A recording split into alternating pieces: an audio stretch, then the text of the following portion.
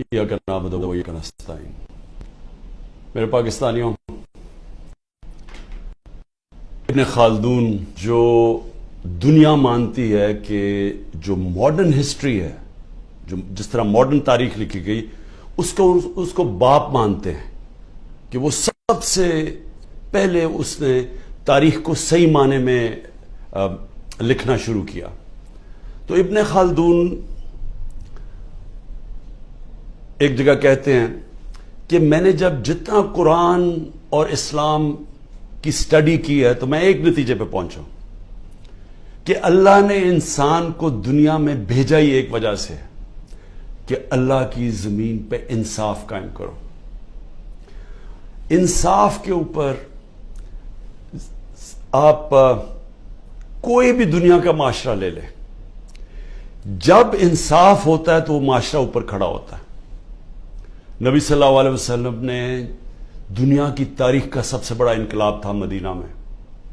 कोई इसकी मिसाल नहीं है दुनिया की तारीख में कि हिजरत होती है 622, जंग बदर होती है 625, 313 लड़ने वाले, और 11 साल के बाद एक सुपर पावर घुटने टेकती है रोमन एम्पायर, और उसके अगले साल दूसरी सुपर पावर घुटने टेकती है पर्शियन एम्पायर कदसिया में।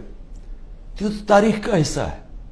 लेकिन ये तो कोई मुताला करे कि ये क्या हुआ था कि वो एक लोगों की कोई हैसियत नहीं थी, उन्होंने दुनिया की इमामत की और कई सदियों तक बुनियाद इंसाफ पे रखी गई थी, अदल और इंसाफ, उसके ऊपर वो माशरा खड़ा हुआ था। और वो इंसाफ ऐसा था कि हजरत अली रज़ियल्लाहु ताला एक यहूदी से केस हार जाते हैं, काजी खलीफा वक्त की बेटे की गवाही नहीं मानता। वो इंसाफ ऐसा था जब नबी सल्लल्लाहु अलैहि वसल्लम का मेरी बेटी भी अगर चोरी करेगी तो उसको सजा मिलेगी, कोई कानून से ऊपर नहीं है। और जो माशरे ताकतवर को कानून से ऊपर रखते हैं, उनकी हदीस है, वो तबाह हो जाते हैं। तो आज जो पाकिस्तान है, मैं अपने सारे पाकिस्तानियों के सामने ये बात कर रहा हूं कि हम अब बिल्कुल तबाही की तरफ जा रहे हैं। मैं इसलिए नहीं कह रहा कि तहरीक इंसाफ के ऊपर क्रैक डाउन हुआ है, कि हमारे लोगों को जेलों में डाला हुआ है, जेल भरे हुए हैं, हर रोज नए लोग पकड़ रहे हैं, रिश्तेदार पकड़ रहे हैं। जो कहानियां सामने आ रही हैं वो खौफनाक कहानी है। कभी पाकिस्तान की तारीख में इस तरह एक नंगा होके एक ताकत ने इस तरह का जुल्म किया हो अपने लोगों के ऊपर, कोई इसकी मिसाल नहीं है। मैं मुशर्रफ के मार्शल लॉ में मैं ऑपोजिशन में था, मैंने कभी इस तरह का जुल्म नहीं देखा। तो ये जो इंसाफ की धज्जियां उड़ाई गई हैं और ये ताकत की हुक्मरानी, जंगल का कानून कायम किया गया, मैं सबसे पहले 2-3 चीजें कहना चाहता हूं और मैं फिर अपनी सारी कौम को यह बताना चाहता हूं कि हम जा किधर रहे हैं। क्या नहीं कोई चले ये सब कुछ कर रहे हैं तो कोई रोड मैप होगा ना कि हम इससे निकल के तो खुशहाल हो जाएंगे। क्योंकि इस वक्त पाकिस्तानी, मैं अभी आपको फिर से बताऊंगा कि हमारे मुल्क के माशी हालात क्या हैं। तो जिस तरह मुल्क माशी तौर पर तबाही की तरफ जा रहा है, तो कोई तो रोड मैप होगा ना कि ये जो जुल्म किया जा रहा है, ये जो पूरी जमात को खत्म करने की कोशिश की जा रही है, क्या इसका कोई मुल्क को तो कोई फायदा हो ना। तो मैं सबसे पहले मैं ये चीजें इसलिए कहना चाहता हूं कि मैं ये कभी ये सोचता नहीं था कि मेरे मुल्क में इस तरह की चीजें होंगी। जैसी भी हुकूमतें आई हैं, अयूब खान का मार्शल लॉ आया, ज़िया-उल हक का आया, सुना बड़ा पीपल्स पार्टी पे सख्त मार्शल लॉ था, लेकिन जो पीपल्स पार्टी के मिराज मोहम्मद खान थे वो मुझे बताते थे, क्योंकि वो हमारी जमात में एक वक्त पे हमने उनको सेक्रेटरी जनरल बनाया था, तो मुझे बताया करते थे कि ज़िया-उल हक के ज़माने में क्या था।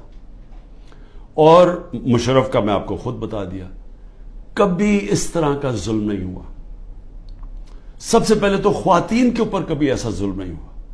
कभी चादर और चार दीवारी को इस तरह बेशर्मी से, यानी कभी उसको इन्होंने चादर और चार दीवारी का जो एहतराम होता है उसको तबाह नहीं किया गया। औरतों के ऊपर ही मैं कभी अपनी जिंदगी में मैंने नहीं देखा کہ ہمارے ملک میں عورتوں سے یہ برتاؤ کیا جو کیا جا رہا ہے آج، صرف اس لیے کہ وہ یہی نہیں تحریک انصاف کی کوئی ممبرز ہوں یا کوئی آفس بیرر ہو، جو ٹویٹ بھی کرتی ہیں، جو حمایتی بھی ہیں، جو ووٹر بھی ہیں، ان کا بھی پتہ چلتا ہے، ان کو پکڑ لیتے ہیں۔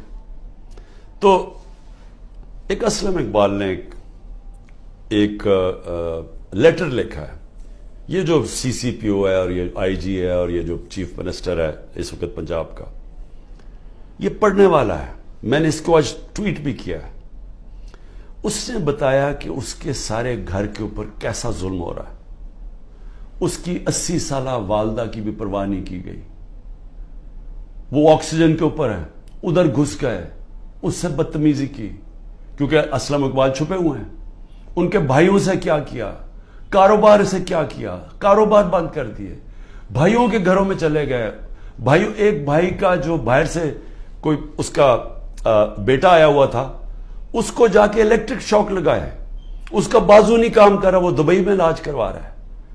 یعنی سارے خاندان کو، ان کی بزنس کو جس طرح انہوں نے صرف اس لیے کہ میاں اسلم کسی طرح نکل کے اور کہہ دے کہ جی میں 9 مئی کے خلاف ہوں اور میں فوج کے ساتھ ہوں اور میں پی ٹی آئی چھوڑا ہوں، اس کے لیے یہ سارا کچھ کیا جا رہا ہے۔ حماد اظہر کے میاں اظہر ایک پاکستان کی سیاست، پنجاب کی سیاست میں ایک وہ عزت دار نام ہے جس کی سب اس کے مخالف بھی تعریف کرتے ہیں۔ 84 سال کے میاں اظہر جن کو کئی بیماریاں ہیں، ان کی طبیعت نہیں ٹھیک، ان کو اٹھا کے لے گئے کیونکہ حماد اظہر نہیں تھا۔ باقی لوگوں کے گھروں میں گھس کے، یعنی جو میں کہانیاں سن رہا ہوں، کراچی کے اندر بھی بات ہو رہی تھی، کراچی میں تو کچھ ہوا ہی نہیں، کراچی میں کیوں جا کے لوگوں کو اٹھانا شروع کر دیا؟ کراچی کے اندر وہیں چھاپے پڑ رہے ہیں، لوگوں کو جیلوں میں ڈال رہا ہے، اور وہاں بیٹھا ہوا آصف زرداری جو ساری زندگی اس نے صرف ایک کام کیا ہے، مخالفوں کو کرش کیا ہے، مخالفوں کو ختم کیا ہے، جھوٹے کیسز، اور جو خریدا جاتا ہے اس کو خرید دیتا ہے، باقی ساروں کو وہ ختم کرتا ہے جو مافیا کرتے ہیں۔ وہاں کیا جا رہا ہے، ہر ایک کے اوپر ایف آئی آر ہے، لوگ چھپے ہوئے ہیں، اور صرف ایک کہ آپ ذرا پارٹی چھوڑ دیں تب وہ ٹھیک ان کو نکل جاتا ہے۔ یہ بھی سوچ لیں کہ آج ہمارے انصاف کے نظام، یعنی یہ کیسے کوئی اس طرح کہ آپ کے اوپر ہر قسم کا کیس ہے، دہشت گردی کا سب کیس لگا ہوا ہے، جیسے ہی آپ نے کہا میں پارٹی چھوڑوں کیسز ختم۔ تو کیا ہماری عدلیہ، ہماری لیگل کمیونٹی یہ نہیں دیکھ رہی کیا ہو رہا ہے؟ کیونکہ یہ تو سارے دنیا میں کسی بھی قانون یہ اجازت نہیں دیتا۔ تو اس کے علاوہ، ان کے علاوہ میں صرف یہ بتانا چاہتا ہوں کہ کراچی کے اندر جس طرح لوگوں کو انہوں نے جیلوں میں ڈالا ہوا ہے، اور جو مجھے سب سے زیادہ تک لوگوں کو جیل کے اندر جگہ، تو وہاں 60 لوگ بھرے ہوئے ہیں، کئیوں کو کھڑا ہوتے ہیں، کھانا کئیوں نے کا کھانا دیا، کئیوں کے پیٹ خراب ہو گئے ہیں۔ یعنی ان کنڈیشنز کے اندر سیاسی ورکرز کو رکھا ہوا ہے، جو سب سے شرمناک، کیونکہ کوئی مجرم نہیں ہے یہاں، اتنے بڑے مجرم جنہوں نے اربوں روپے کا اس ملک کو نقصان کر کے پھر منی لانڈرنگ کر کے ملک سے پیسہ باہر بھیجا ہوا ہے، کیا ان کی ایسی ٹریٹمنٹ کسی کی تھی؟ کیسز تو پرانے بنے ہوئے تھے، کیا کسی کو ایسے رکھا گیا تھا؟ تو یہ سارا پلان بنا ہوا ہے صرف ایک پارٹی کو ختم کرنے کے لیے۔ تو یہ پارٹی کو ختم کرتے کرتے کیا یہ جو اس وقت طاقت میں بیٹھے ہوئے ہیں، ان کو اندازہ ہے کہ یہ پاکستان کیا کر رہے ہیں؟ کیونکہ ملک، دنیا میں ملک کھڑا ہوتا ہے رول آف لا پہ۔ جس وقت اس ملک کا رول آف لا ختم ہوتا ہے، اس کو بنانا ریپبلک کہتے ہیں۔ ہمارا ملک اب بنانا ریپبلک ہے، جدھر کوئی قانون نہیں ہے، جدھر کمزور کو کوئی طاقتور سے اس وقت تحفظ دینے والا نہیں ہے۔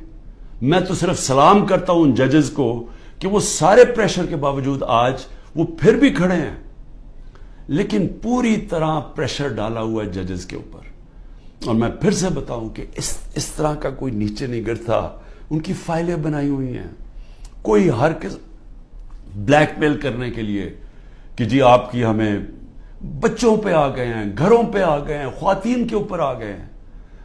میں نے ایک بتایا بھی کہ ہمارے